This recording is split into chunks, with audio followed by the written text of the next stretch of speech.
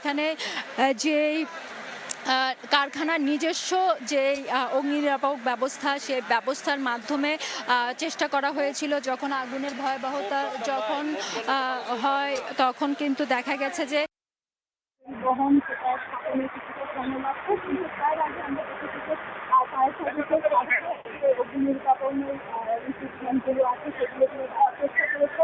আগুনটা যেন অন্যান্য ভবনের অন্যান্য যে ফ্লোরে সেই ফ্লোরে যেন সেই চেষ্টা কিন্তু ফায়ার সার্ভিসের পক্ষ থেকে রাখা হয়েছে। এবং যতটুকু আমরা জানতে পেরেছি দুপুর 2টার দিকে এই অ্যাডাম স্কট নামে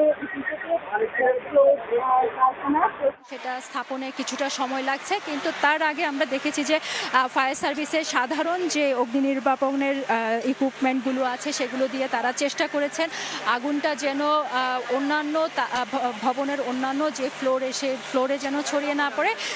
চেষ্টাটা কিন্তু ফায়ার সার্ভিসের পক্ষ থেকে রাখা হয়েছে। এবং যতটুকু আমরা জানতে পেরেছি দুপুর 2টার দিকে এই অ্যাডামস ক্যাপ নামে ইপিজেটের যে কারখানা, সেই কারখানায় আগুনের সূত্রপাত।